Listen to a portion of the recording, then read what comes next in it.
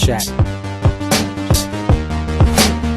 Keep it alive, through these lines I write. I keep it live cause I thrive. I might just blow your mind tonight. I'm so hyped, but it's no hype. From this height, it's direct hits on sight. I'm your type, lend me your ears to show you that there's something in me. I'm not giving up, I'm standing right here, holding these days hostage. And I'll make this my year. We turning fear into love, and the love's in the air. I love doing this cause nothing compares. Nothing can share that same type of feeling when you feeling and flare. They can't catch it, it's havoc. I rip to a tear, switch a scenario on stereos, I leave them impaired. Variables start to change and they're all in my range. I just gotta grab it, it's all mathematics. Every step is drastic, I make it fantastic. I'm trying to take your breath away. Asthmatic. This is live through the stereo. Go and let it blow, blow through the stereo. I'ma let them know through the stereo. Yo, here we go through the stereo, stereo. This is live through the stereo. Go and let it blow, blow through the stereo. I'ma let them know through the stereo. Yo, here we go through the stereo, stereo. Yeah, just nod your head with it, so explicit and vivid. Every image is intricate, intimate. I put my all into it, no scrimmage and no rules. I'm a pro tool, hear my heartbeat, beat into the vocals. I'm so loco, lost my mind, oh no. It's ponderoso, dope, so no overdose, cause it's dope, yo. Man, this is house grown, mixed with some milestones. So I let the style flow down like the Dow Jones, bringing it with some foul tones, letting the crowd know we getting loud, so it's eardrum rudiments. Yeah, we bring it rude again. Move, little hooligan. Music for tuning in, full time to the 10. I'm on my clock like I told you. I'm doing this for dreams we pursuing.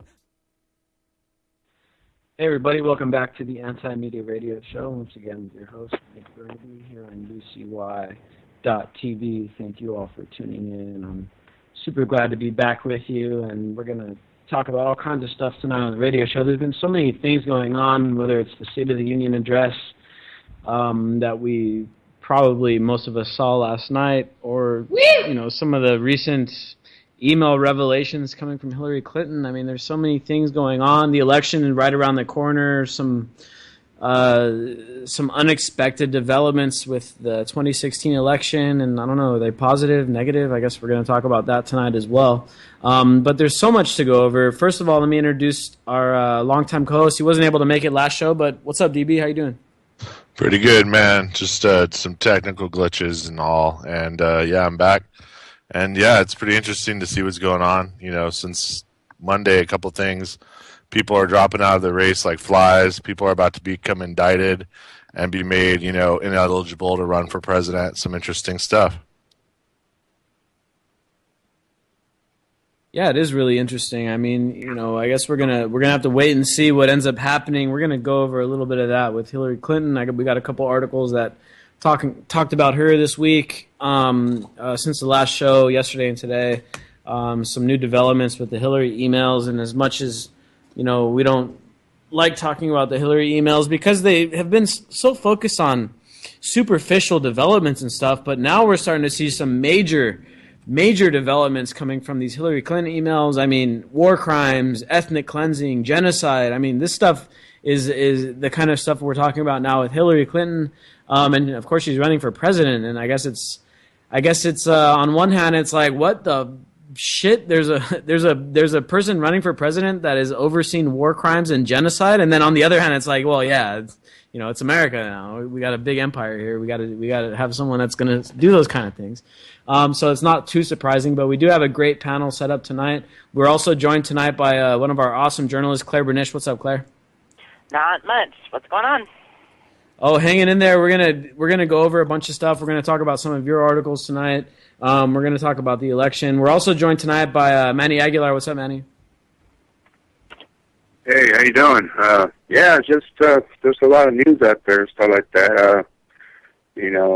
Basically with Sean Penn down here in Hollywood, and of course Kate Castillo. That's the government didn't want to tell the truth how they got El Chapo. They made it sound like they knew where he was all the time. No, they didn't. They had her under surveillance, and that's how they got him and stuff like that, But one of the things that I've heard from Mexico City is that they said, why does the Chapo have to finance this president to have become president? He should just finance himself. And it's amazing. 57% people in Mexico would like to see a Chapo become president, and I'm included in that. I'd love to see that happen, to be honest with you. You know? I mean, what does that say, though? I mean, what does it say? You know, 57% of people in Mexico would like to see El Chapo become president. I know, of course, that's kind of a, you know, it's kind of a humorous, you know, little poll that goes out there. It's kind of like how D's Nuts was polling above most of the Republican candidates.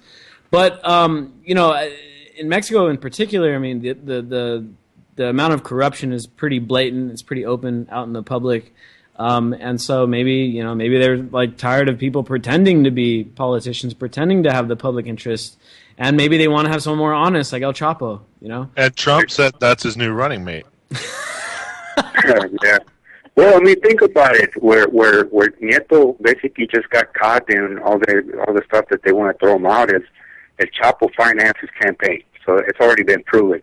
So now people are saying, well, why finance a guy to become president? Why don't you become president yourself? That makes a lot of damn sense to me, you know? Yeah, man, shit, why not?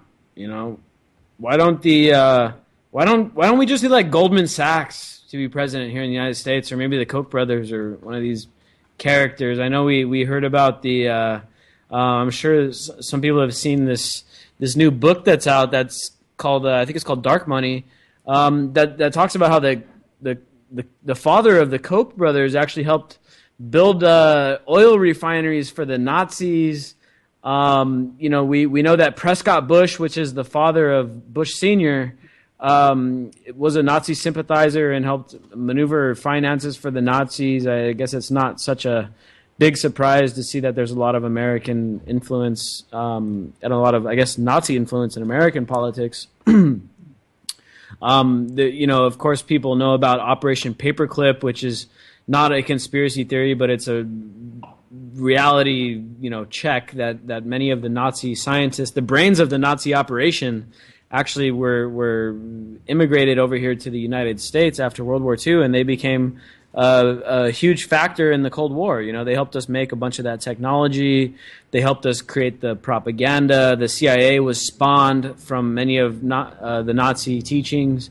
And then, of course, looking even further back, a lot of the Nazi teachings were brought from America. I mean, Bernabe and eugenics and those kind of things were American inventions. And IBM created IG Farben. I mean, well, not created, but basically gave him the firepower. Yeah, IBM now one of an integral company in the American economy, was very also integral in the Nazi regime. I mean, a lot of commonalities there. The Nazis took a bunch of technology and ideas from America after the war. I mean, you know, some people, I guess, from a very scientific aspect, throw out compassion, throw out empathy. Looking at the whole Nazi thing, it's like, oh, it's just a big experiment to see how things can be done. A lot of those scientists and the brains of the operations ended up coming back to the U.S. and working for the U.S. government. I mean, you know, we can't deny all that stuff. And now this book comes out that shows that the Koch brothers' father was building oil refineries for the Nazis. Not that surprising, really. So, you know, we got a huge cluster F over here with the politics and stuff. But I guess we got a bunch of stuff to talk about tonight. If you guys are, if you guys want to keep up with it, go over to the antimedia.org. We're going to be going off a bunch of the articles that we got here. That's what we're going to be talking about for the most part tonight. You know, first off, I mean, we haven't touched on police brutality in a while. But there's a compelling story here out of Pennsylvania that it's really, really sick. I mean, this 12-year-old girl was killed by a state constable. I don't know what a constable is because we don't have constables out here, but I guess it's kind of like a sheriff or some kind of cop or whatever. He was serving up an eviction to this little girl's dad, and according to the police report, the dad pulled a gun on the cop. But anyway, the cop shot the dad. The bullet passed through the dad, and then it ended up killing the little girl. 12-year-old girl. She didn't do anything wrong. And we recently talked about the Tamir Rice case, and he was a 13-year-old boy that had a toy gun in a Cleveland park, and that itself is just a horrible tragedy. But at the same time, people can say, "Oh, well, he shouldn't have a toy gun." But and we talked about on this show about how when we were younger, we had a bunch of toy guns, and no one ever really gave us any shit. But anyway, I guess that's the state of affairs here now in the United States. But this little girl didn't do anything wrong. She didn't have a toy gun. She wasn't breaking the law. She was at home, and yeah, her dad did something that he probably shouldn't have done. But this cop fired a shot, and he killed her. And these cops should know better. They shouldn't be going in ready to put holes in somebody when they know there's a little kid at the house that could end up becoming collateral damage. And this is exactly what happened over in Duncannon, Pennsylvania on Monday. I mean, this is just something that is just uncalled for. It's ridiculous. What do you guys think about this? I mean, this is just one of those things to me that it's just so symbolic of the state of affairs that we've kind of fallen into here in the United States, is where it's shoot first, ask questions later. And of course, that's such a bad, it's such a bad saying, and it's so common, but it really has become the way of life for American law enforcement. Shoot first, ask questions later. That's why we got 1,000 dead people on our hands in the United States. And in the most developed countries, they've got under 100.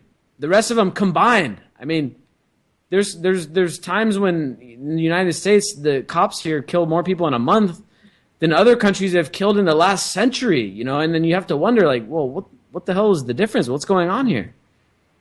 And in the end, it comes down to the militarization of the police. It comes down to the policies coming home to roost. I mean, we built all these weapons, all these MRAPs, all these tanks, all these arms for these wars all around the world. I mean, we're engaged in 100 different countries, 1,000 different military installations around the world, and eventually those weapons, something's got to be done with them.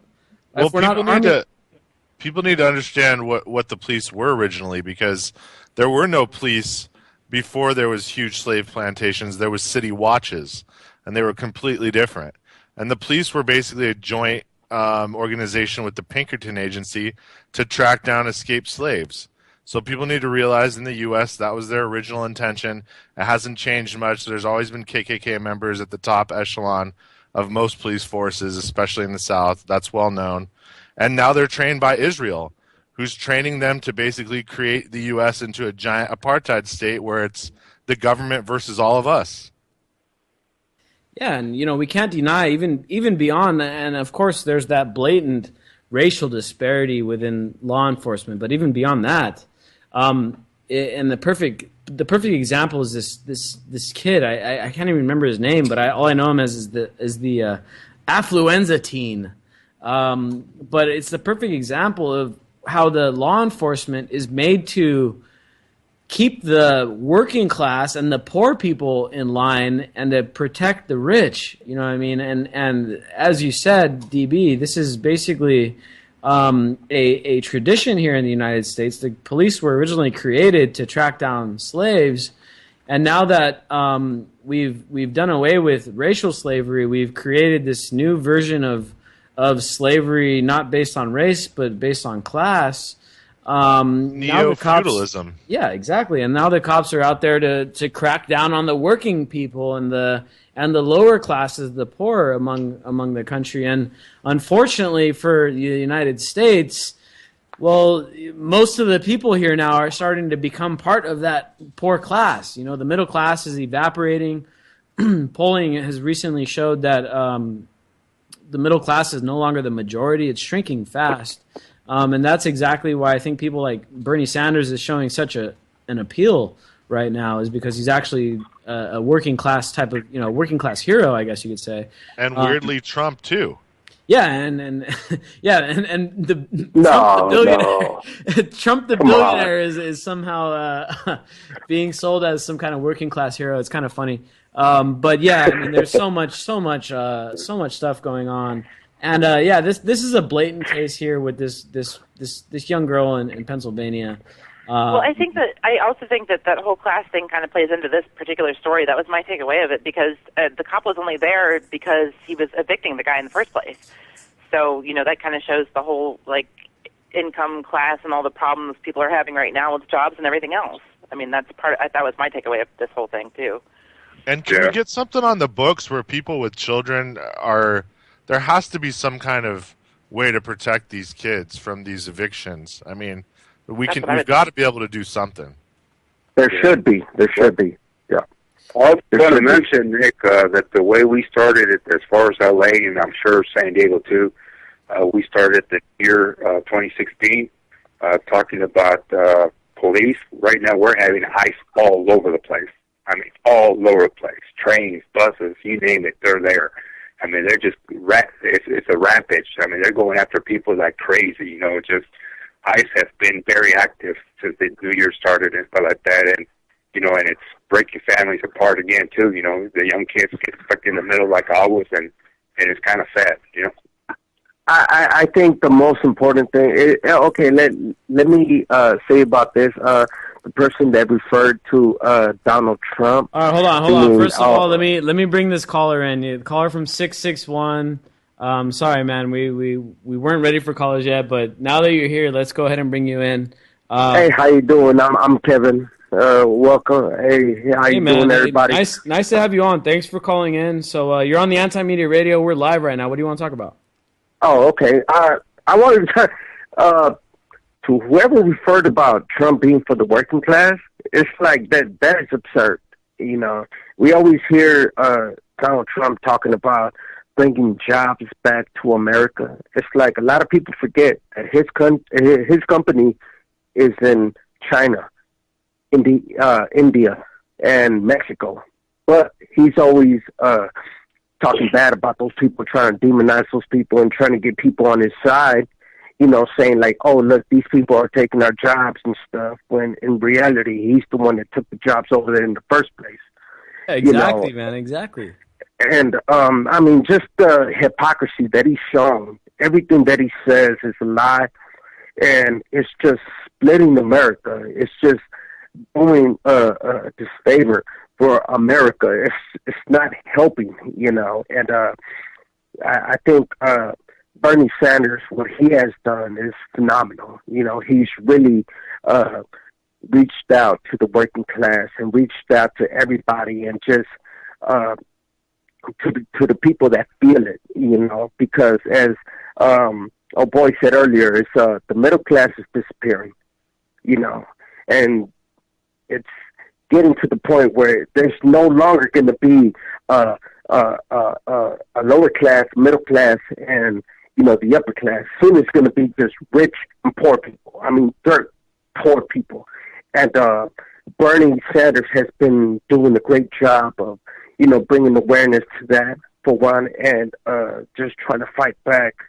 And I think as Americans and me and all of us, being a part of that, we should really support them and just be there for them and stuff, and, do whatever's necessary and stuff, to fight back. Yeah, I mean, Bernie Sanders is saying the right things, and I think that's really why he's so appealing, is that he really does, he really addresses the issues that working America really is struggling with right now, which is, a paycheck that it may be increasing year over year, but in the end, it's like, well, shit, our purchasing power has gone so far down. It's like everyone is having to work, even historically looking, people would, it would be like one person would work and the other person could stay home and take care of the kids, and they'd still be able to afford a house and a car and everything, all that stuff, comfortable life. That used to be middle class America, having one person with a job, and that was it. Now it's like, the one person with two jobs, the other person working a full-time job. All the kids got to be working at the same time, and maybe they can afford to put one or two kids through college if they're lucky. And then Bernie Sanders has really tapped into that with a lot of the stuff and the policy positions that he's taken. Unfortunately, I'm skeptical of Bernie Sanders in many aspects, especially on foreign policy and really addressing the underlying issues here that we face. But regardless of that, Bernie Sanders is making major strides in Iowa and New Hampshire, which are the first two voting states, and this is a very interesting dynamic that we see coming up here to the top as we come. We're what 2-3 weeks within voting time in Ohio in Iowa. Sorry. And so we're starting to see a very interesting dynamic develop over there. And Claire, you actually wrote an article today that we published regarding Bernie Sanders' rise in the polls and Hillary Clinton really taking a beating over there because, I think people are really starting to see Hillary Clinton for the neocon or the corporatist or whatever you want to call her. I mean, there's so many things we can say about Hillary Clinton. She's bad on going to be everything. indicted. Yeah, I think with Bernie Sanders on foreign policy, I think he had it right when he said it that we can't be, the world police forever at Dubai and Qatar. It's like we can't be, putting our nose in here all the time and stuff. It's like we have, citizens and problems here. So, I mean, what he said about that, about calling out Qatar and Dubai, about them stepping up. And Saudi Arabia, too. Well, I mean, Saudi Arabia is kind of like the Taliban with money and stuff, but that's yeah. And subject. so I want to talk about that. But first I want to go over to Claire because Claire, we posted this article today from you talking about Bernie Sanders' astronomical rise in the polls. I mean, he was down by like 30% at one point, and even nationally, he's only down by like 9% now.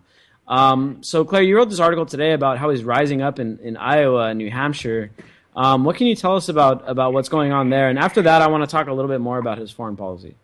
Yeah, he has overtaken Clinton in the latest Quinnipiac, I can never pronounce that name, poll. So he now leads over Hillary with 49% to her 44%. But I guess the bigger part of that story is that he gained 9 points to take that lead, and she dropped 7. So it's actually like a big flip-flop there. I think people are getting really, really tired of her finally. I also saw an article it was published this evening that said that her kind of wishy-washy and flip-flopping and stuff and the way that she's been attacking Sanders actually caused his campaign to get like $1 million in just a few hours or something. So, she is kind of, it looks like she might have met her match now. Hello?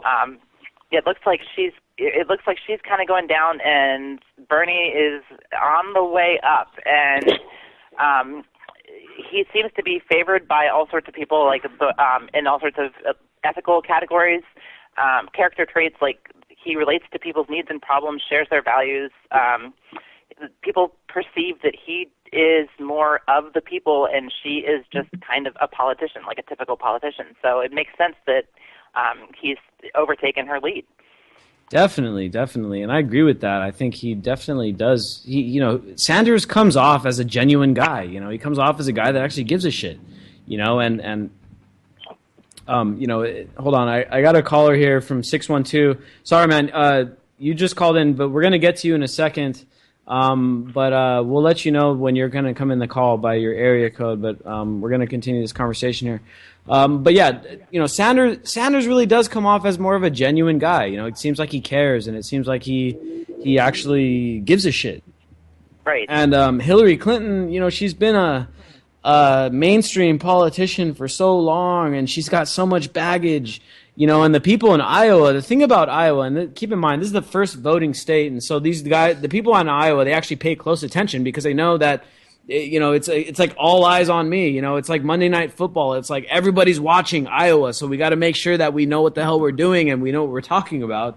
So they pay close attention, and they've been paying close attention to Hillary Clinton because Hillary Clinton has been the presumptive Democratic nominee for like ever since Obama got elected. It's like we already knew that Clinton was going to be the next one in line. You know what I mean? So they've been watching Clinton, and all of these missteps that she's done as Secretary of State I mean, the people in Iowa pay attention to that stuff. Yeah, Iowa and New Missteps? Hampshire, because they actually garner more attention with the Iowa caucus and the New Hampshire primary than all of the other primaries and caucuses combined. So this is actually it's kind of like a popularity contest, but it's extremely important to the candidates. It is. And guess what?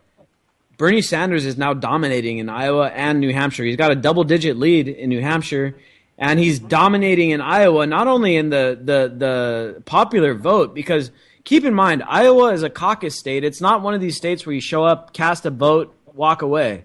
Iowa is where the people that go there and actually try to lay down the delegates that go to the convention, it's a dedicated process. You got to spend like a week or more, taking time off work and taking time off school to go through the delegate process and the caucus process to actually make your voice legitimately be heard.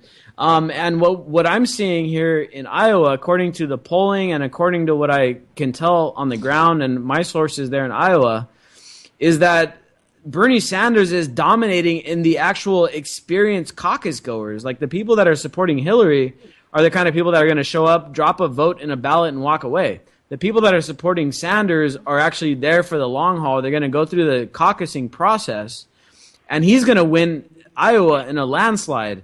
And that, of course, we're not going to find that out until a couple weeks later. And that's where we're going to have to wait and see how the media is going to spin this. Because looking back at the 2012 Republican primary, Ron Paul actually won the Iowa caucuses. And I'm sure most people listening tonight are familiar with Ron Paul, very anti-establishment, libertarian-leaning Republican. And I personally, I think Ron Paul is a pretty decent guy. He's very much a Bernie Sanders of the right, principled and very much caring about people and the problem of the working class and things like that. Didn't he deliver like 5,000 babies? Yeah, something like that. But Ron Paul actually won the Iowa caucus, but the media handed that election to Mitt Romney, and so that's one thing that we're gonna have to keep a close eye on in Iowa, is that we don't want to allow the media to say, "Hey, Hillary Clinton won the Iowa election." But the fact of the matter is the Iowa caucus the results won't be known for days, if not weeks later on. And so we have to be aware of that. And that's one trick that may be pulled over the top of people that are paying attention to the TV media and that kind of thing. And that may be the way they try to steal this election from Bernie Sanders. And now the thing is that Bernie Sanders is not a establishment guy. He's not really a lifetime Democrat. He's been an independent in the Senate for most of his career. The caveat here, though, that I want to bring up, first of all, is that he's voted throughout his career. He's voted over 80. I don't know the exact number, but it's 80, 90% or higher in line with the Democratic establishment. So for the most part, he is a Democrat, even though he's for his career, he was a registered independent. He's one of the few independents in the U.S. Senate, which that itself is pretty respectable, considering that independents are pretty much ignored completely by the media and that kind of thing. But he does have a pretty solid Democratic establishment voting record. He has a lot of great speeches on the Senate floor, though, which are good for his campaign ads and that kind of thing. But I think one of Bernie Sanders' big sticking points, at least for me, being a person that is very much concerned about foreign policy, because I think that is the single greatest issue that faces the country, because that is one of our single greatest budgetary issues. It is the single greatest issue that faces us on a national security level and that kind of thing. Bernie Sanders doesn't have a very good record on foreign policy. And as the caller from 661 was talking about, one of Bernie Sanders' strategies as far as dealing with ISIS and dealing with the terrorist threats overseas and that kind of thing was kind of him wanting to lean on the Sunni Gulf states, including Qatar and the United Arab Emirates. And in fact, he also mentioned Saudi Arabia multiple times. and relying on them to solve our foreign policy issues in the Middle East. Now, there's a couple problems with that. First of all, going about it in that way is basically encouraging proxy wars, because if you look at the arms deals, if you look at the suppliers of the weapons, if you look at the foreign aid, those are countries that the United States supports greatly. I mean, we've inked billions of dollars in trade in arms deals with Saudi Arabia. Just in 2015 alone, I think it was over 10 billion in arms deals. And basically what we're looking at there is trading oil for guns and bombs and missiles and jets and helicopters and that kind of thing. And so that's a major problem. Sanders, to me, when he talks like that, he has a kind of a short-sighted view and maybe a naive view on foreign policy when he talks about having Saudi Arabia deal with the radicalization issue in the Middle East, because the fact of the matter is that Saudi Arabia, is more or less one of the driving factors behind radicalization in the Middle East. ISIS, Wahhabism, Al Qaeda, most of the supposed hijackers from 9/11 were Saudi Arabian. And even the 28 pages of 9/11 papers that are sitting in Congress right now waiting to be declassified, most people in Congress that have seen them hint at the fact that Saudis were financing the terrorists that orchestrated much of the 9/11 attacks and all that. Of course, we don't want to get too deep into that rabbit hole, but there's a big problem there, I think, I see with Bernie Sanders on foreign policy. Even if he got elected, I think he is a anti-establishment candidate. I don't think he's a party guy. I think he is a thorn in the side of the Democratic establishment, but at the same time, I don't think he would be a reformer on the empire. But I mean, they talk about, okay, so we're against, the U.S. is anti-radicalism, and that's a lie, because who's the biggest ally? Saudi Arabia. Saudi Arabia, they're radical, and they have some of the most inhumane laws in the world and treatment of human beings. And, and nobody ever shines a light on that. Nobody ever shines a light on the inhumane laws that occur in Israel. But, yet again, they shine a light in the places you don't find them, like Cuba, China, and the places that they want to deem people to say, oh, that's the enemy. Yet again, when some of the conditions in Saudi Arabia, they've been beheading people last year like a motherfucker. That's what they do. They behead people right there in Saudi Arabia. But on New Year's, they beheaded like 47 people on New Year in one day. Exactly, on one day. Imagine on one day. Imagine throughout the year. But nobody ever calls them out on them. The U.S. never calls them out on them. But they want to say, oh, look at Libya, Syria, Yemen. Look at these people and stuff, and I think that, the total hypocrisy lies is because they can't force money out of these people, and that's when they start bombing them, and that's the sad truth, and Saudi Arabia should be held more accountable for what goes on right there and stuff, because like you said earlier and stuff, I think, what was it, 11 of the people or 15 of the 19 hijackers or something like that? They were Saudis, right? Yeah. Yeah.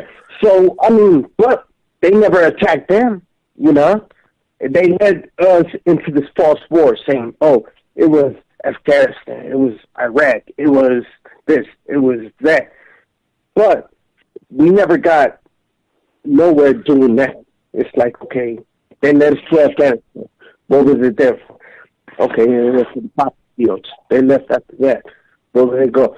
They went to Iraq, And Yeah, it's like, hey, all these terrorists were they're hiding out in Afghanistan. Most of them are Saudi Arabian. Hey, why not just go invade Iraq for no reason? It's like, what are you guys thinking? You know what I mean? It's like, unfortunately, though, the propaganda at the time was so strong. It's like, oh, well, Saddam Hussein is doing this and he's doing that and he's got weapons of mass destruction. He's going to conquer the world if we don't stop him. And the media, I mean, shit, the New York Times, Washington Post, Fox News, MSNBC, all these assholes that are in charge over at the media side of things, we're like, yeah, let's just sell this war to these people, and let's tell them it's going to cost them $60 billion. In the end, it costs them $16 trillion.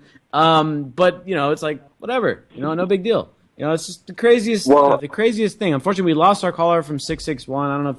I don't think he got mad at us. He may have been dropped. But we do have another caller from 612 area code. You're on the anti-media. You want to join this conversation? I would love to. I think that it all ties back into the rich oil fields in the Middle East, as well as our relationship to Israel. And I think that ties into Bernie Sanders particularly because, as you said, he's really strong in his populist reform. And in a way, I feel like after the State of the Union address, the Democratic Party only really endorsed Hillary because they felt that they needed a Democratic candidate after Obama, and Hillary was that inevitability for them. She was the only quote-unquote electable candidate, but now everything has changed. Nobody saw this coming, and he's actually in a much better position to win. But the thing is, if he does win, what is he going to change in terms of the military-industrial complex and the power that it has? How is he going? He hasn't said he would stop the drone wars. He said he would continue using drone warfare. I have a problem with that. He's continued to say that he would donate, billions of dollars to Israel. And the reason that we're even in this conflict with Iran right now, aside from the fact that we support them, is because of Charlie Wilson's war. We were there, and we tricked them essentially into letting us pose up a proxy government and then steal oil from them. And then when they found out that what we were doing was valuable for us and the British, then they had a problem with us. And that's when we turned to the Saudis. But see, the Saudis, like you say, are culturally, in the more rich sectors, very defunct and void of morals.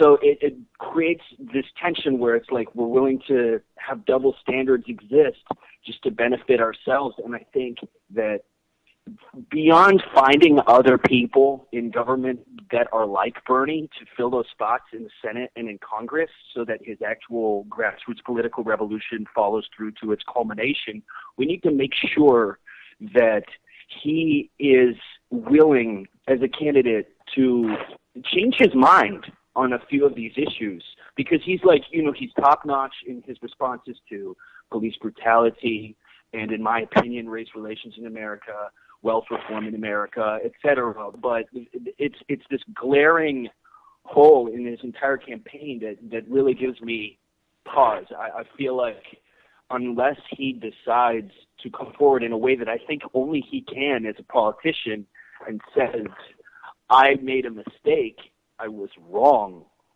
this is how I will go about such issues as President Bernie Sanders, I'm not convinced that things will change as much as everybody hopes that it will. Yeah, I agree with you, and great call, man. Great introspect there. I think Bernie Sanders is rare in the fact that he's more responsive to the base and he's more responsive to criticism.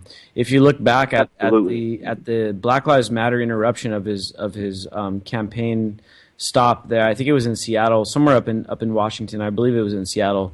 And in the weeks following that Black Lives Matter interruption, he actually made a bunch of concessions. He started talking about race issues. He brought a Black Lives Matter activist into his campaign. I mean, he's much more responsive to criticisms and to the populace. And after mine and many other people's criticism, and I wrote an op-ed about Bernie Sanders' foreign policy, and one of the main attack points that I had against him was the Saudi Arabia angle and his support of funding Saudi Arabian foreign policy and helping them to, quote unquote, clean up the Middle East, which is pretty much, one of those things where it's like, well, wait, Saudi Arabia is one of the ones that are radicalizing the Middle East. Well, okay, so that was my attack point. But after that, he actually came around and said, okay, well, you guys are right. Maybe Saudi Arabia isn't the greatest one that we need to go out there and finance to have them go out and do things. So actually, he did come halfway around on that issue. Right. But he hasn't moved Very on good the point. Israel issue.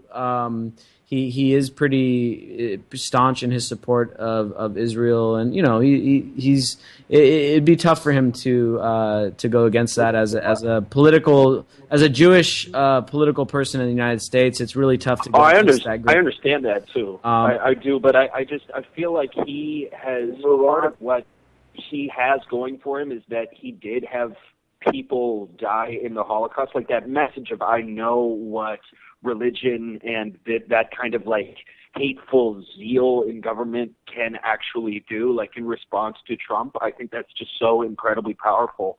But if he really believes that, he also needs to kind of look at what's going on to these Palestinian families and see what so many, quote unquote progressive Americans see, which is that this is wrong. Like, I was lucky enough to go to a screening of a film called Mural by Julian Schnabel. He's a Jewish Brooklyn painter.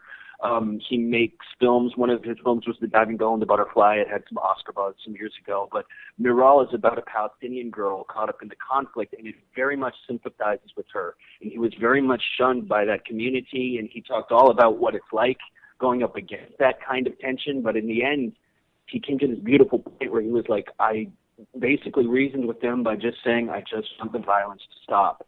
And it actually, that message got through to people, he said, and that's just as an artist. I think with the power that Burning's voice has, especially in this moment in time, I think it could really be a turning point on the global scale. I think people would start to say that he actually has a better grasp on foreign policy than Hillary Clinton does.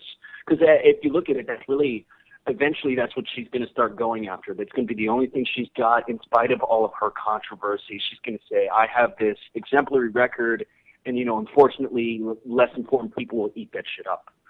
Yeah, dude, and I think he needs to get tougher. That's a great transition here, and I want to kind of sound off on this because that is a great myth out there that Hillary Clinton is great on foreign policy. We've published posts on the antimedia.org for the last 2 days in a row regarding Hillary Clinton and her foreign policy decisions that she made as a Secretary of State.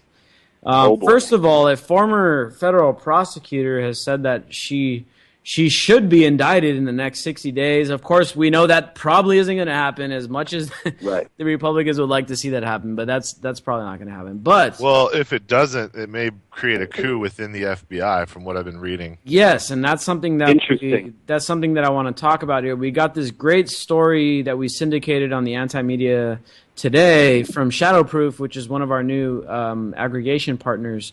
Regarding some of these emails, there was a huge email dump on New Year's Eve, and I've been one of the biggest people out there saying, you know what, let's stop talking about Hillary Clinton's emails, because I was just tired of Fox News talking about that shit, because it was all gossip and it was all bullshit. Totally. But now we're starting to see some real substance to these emails, and there was a huge revelation that came out in these New Year's in the New Year email dump, and that's something I want to talk about here while we're still on this 2016 election thing. And the caller from 612, I really appreciate the call, and it's not too often that we get people that know what they're talking about here. We do most of the time, but shit, man, half the time we get a bunch of trolls and stuff. But there's this revelation here that we see coming from these emails from one of Hillary Clinton's top advisors by the name of Blumenthal. And basically what went on here is back in March of 2011, when we were in the process of getting ready to topple the Libyan government. And those that aren't aware of this, we overthrew Muammar Gaddafi. Well, at least we helped overthrow Muammar Gaddafi in 2011 because he was supposedly cracking down on protesters during the Arab Spring. Now, if you ask me and ask me, why we did it, it's kind of hard for me to say because on one hand, we allowed Saudi Arabia and Qatar to go ahead and completely crack down on their dissidents during the Arab Spring, and in fact, there's a pretty well-known case now going on in Saudi Arabia where there's a guy that's about to be executed and crucified because he was a protester in the Arab Spring, and a young kid. He's in his, I think he may still be a teenager, if not his early 20s. For protesting in the Arab Spring. But in 2011, we overthrew the government of Libya and Muammar Gaddafi because he supposedly cracked down on protesters. But part of our overthrow in Libya was one of these soft wars. It wasn't one where it wasn't like Iraq where it's like, yeah, send the troops in and go invade. It's like, hey, they got rebels. Let's arm the rebels and let's finance the rebels and let's give them a no-fly zone and let's drop bombs on their compounds and take out their air defenses, take out the Air Force and all that. So that's what we did to Libya in 2011. Now, according to the emails from Hillary Clinton's personal email server that she had running over there, and everyone's aware of that. According to these emails, some of these Libyan rebels were actually committing ethnic cleansing. They were committing genocide in Libya, and they were killing all of the black African Libyans in the country. Any of them they came across, they were summarily executing them. What were they labeled as? They had like a label applied to them, like essentially like if you were black, you were regarded as like a mercenary. Mercenary. There you go. Any black Africans that they came across in Libya, and these are the moderate, quote unquote, moderate Libyan rebels. Any black Africans, any black Libyans that they came across, they were just executing all of them and saying that they were all foreign mercenaries. And now, keep in mind, this was also something that was perpetuated in the news cycle. That Gaddafi is hiring a bunch of these African mercenaries to come fight for him, and this was a lie that was perpetuated by the media. It wasn't just Hillary Clinton being aware of this and then still supporting these Libyan rebels. That lie was also picked up by the media and perpetuated to the American people. It's like, oh God, Gaddafi is hiring mercenaries. Mercenary is a bad word, right? Mercenaries. Oh my God, kill them. Rupert Murdoch needs to make money selling assault rifles to the rebels. So you better believe they have a good cause for doing what they're doing. Exactly. And so, according to these emails, and I think this is what DB was talking about earlier as far as this indictment against Hillary Clinton, because now there's talk about actual legal action being taken up against her because of it. The SEALs are pissed off, dude. Hillary SEALs, Clinton was aware of this genocide taking place, and she still pushed her support behind these rebels. And this, to me, is just mind-blowing here, because this, to me, is like, holy shit, we've got a person running for president right now in the United States that has supported acts of genocide as recently as 2011, and probably even more recently, most likely in Syria too. And cackles about it.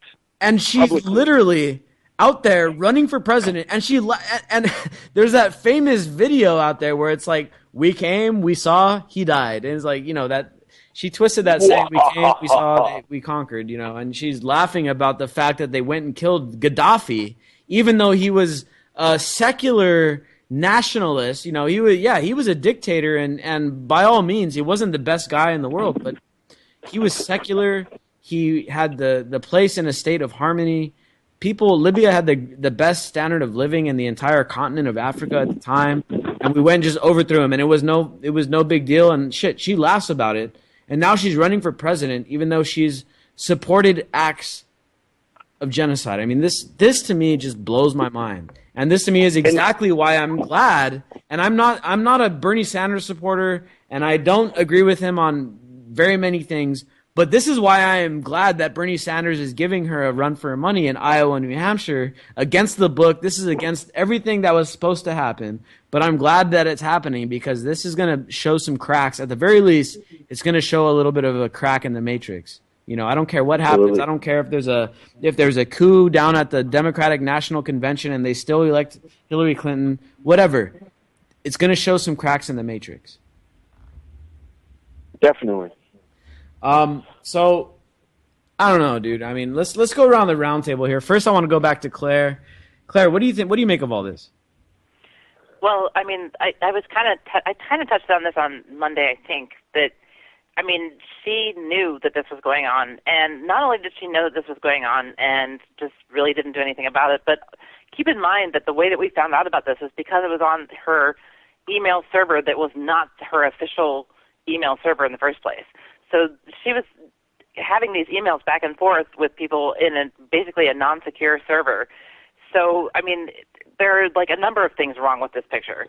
And to think that she has not yet been charged and she's actually still in the race for president kind of blows my mind. Yeah, it is. It really is mind-blowing. And you know, if the indictment gets handed down, I mean, shit, I guess we'll have to see. DB, what do you think? I think she was protected to a point, but I think some internal infighting has had the banking cartel replaced by the military-industrial complex that I think she's going to get offered up like a sacrificial lamb to appease them, dude, because I think they took over the Federal Reserve, to be honest. And I think the Special Forces, the SEALs, when you lose two brothers like that, plus Stevens being killed and mutilated like that, I mean, the military at this point realizes the government's trying to bring down this country, and they're not going to stand for it, I don't think, any longer. So does the DNC, does the Democratic establishment allow Hillary to be kind of, you know, thrown out to the wolves and they let Bernie Sanders come in, or do they have a They have to. Do they have a backup and they bring in Joe Biden at the last minute? Do they bring in someone else at the last minute? What do you think? Well, Bernie's still going to be steadfast in his support for the military. They're fine with him. He'll play ball. You know, I know Manny's on the call, and I know Manny's already decided who he's voting for. Manny, what do you think about all this? Well, you know, Hillary obviously needs to pay for what she did. My problem with that is she can't just be the fall guy because you happen to be a woman. Because if you bring her down, you better bring a lot of white men down, you know, like Dick Cheney, stuff like that in George Bush. You know what I mean? Because you can't just be pointing at Hillary Clinton, you know what I mean? She might have been part of it, but I mean, she's not the main person that's pushing the buttons either. You know what I mean?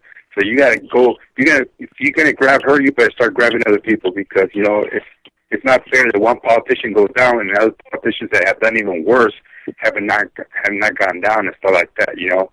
Now, as far as, you know, where I'm at with politics, Bernie wins, it doesn't really matter. If he gets a popular vote, doesn't get the delegates, it doesn't really matter. You know, he gets up there, and there's no respect there's no morals in politics anymore. You know, just like they shot John F. Kennedy inside job, they can do the same thing to Bernie and stuff like that, you know. So the way I look at it is if he does one president, he better have a good person as vice president and a good person as Speaker of the House, because if he gets assassinated, the next person in line is the vice president, and then the next person in line is Speaker of the House and stuff like that, you know. So it's just the whole system needs to be completely, because I mean, once he gets up there, you know, I don't see how he's gonna really. I mean, he means well, in you know, I mean, he means well. There's no doubt about it. I have no doubt that he wouldn't want to change the system, but it's the system that let him change the system. That's the question of the day, you know. Exactly, man. Exactly, and that's one of the problems here, dude. Is that you know, and you know, JFK. There's so many different opinions about him and all that. Recent research and I think it was Daniel Ellsberg. I think it was a whistleblower from that era was talking about how JFK authorized a lot of the covert actions going on in Vietnam, which eventually, once he was assassinated, LBJ kind of came in and really created a big war out of it. But you know, JFK was doing what Obama's been doing in Syria. He did the same thing in Vietnam and stuff. But maybe he did go against the political establishment and against the military-industrial complex, and we kind of, we saw what that got him, and then his little brother tried to go up and run for president, and he got assassinated as well. And if a guy like Bernie Sanders does go in, first of all, he's more or less a president and has become pretty symbolic in many aspects. But if a president does come in as a real reformer and does try to change things, well, then you can't put the the assassination threat and you can't put that out of the equation. And the assassination threat is very real, and everyone, Bernie Sanders has a wife and a family and friends and that kind of thing, and that gives the powers that be, the real powers that be, the military-industrial complex, the shadow government, the banking establishment, whatever it is you want to call it, that gives them a lot of leverage over top of a lot of these candidates. And I mean, shit, every president that's ever been in power, except for maybe like one or two, has been married and has kids and stuff. And it's no coincidence, man. It gives the people that want to control you a lot of leverage, so they want to elect someone that's got a lot to lose. Look at Reagan, dude. I mean, look at what happened to him after he was shot. I mean, if that was even him. Yeah, the assassination attempt on Reagan, he was shot, and then all of his policies kind of went in the opposite direction, and maybe Reagan was probably one of the last guys that really got in there and was actually hoping to really do something. And then we all see how that turned out. The war on drugs and all the horrible shit that Reagan did. He turned out to be a horrible president in many aspects. I mean, he's still a conservative icon and stuff, but from a reality standpoint, he did a bunch of things that were pretty, instrumental in the horrible situation we're facing right now. But a lot of that stuff came after the assassination attempt, and then he really did a U-turn on a lot of things that he was hoping to do. And so that is a very real prospect here with Bernie Sanders, and the unlikely event that he does end up becoming president, which is, it is still unlikely now, but it's becoming more and more likely day after day as he continues to rise up in the polls and Hillary Clinton continues to collapse after all these scandals and all this stuff. I don't think a lot of these scandals and all that were part of the plan that they had in mind when it came to electing Hillary Clinton, or at least putting her up against a Republican to lose, or whatever it was that they had planned. I think a lot of this stuff isn't what they had planned. And so we're seeing I think maybe for the first time in a while, we're seeing an unscripted election playing out here, at least at the grassroots level. We can't deny that Donald Trump is controlling the majority of the grassroots on the Republican end of things, and Bernie Sanders is controlling the grassroots on the Democratic end of things, and I don't think that's really part of the script. So what we're seeing here now with this 2016 election, that's why I'm excited about it. I'm not so excited about the results and how it's going to turn out in the end. I'm more excited about the fact that it's kind of playing out in an unscripted way, and that it could shake up maybe some of the ideas that people have about this country and the state of the amount of corruption that we're facing here and the amount of deception that we're facing. I think that's mainly the benefit that we're going to see from an activist point of view, is that more and more people are going to see, oh shit, this thing is really bad. It's corrupt. The oligarchy is real, and with Trump, I mean, I think he may win the popular vote on the Republican side. I think that the RNC, the Republican National Committee, the meeting that they're going to have up before they put forward the nominee, I think will probably get corrupted, and they may go with a different candidate. I think the same thing may happen with the Democrats, where Hillary Clinton may become too toxic to elect, but at the same time they don't want Bernie Sanders to be the guy that's going to be up there talking what he's going to talk. So they may want to put someone more moderate in there, like maybe Joe Biden or one of his clones or whatever. And so this, to me, is the most interesting aspect of this election. I don't care who wins in the end, because most likely not much is going to change. But it's the dynamics. It's the amount of people that are going to be involved in this. I think it's the showcasing of the corruption and the oligarchy. That's what I'm looking at in 2016. Thank you all for tuning in. This is the Anti-Media Radio. We're live 5 days a week, same place, same time. Buenas noches, Nick. Buenas noches, Claire. Buenas noches, DB.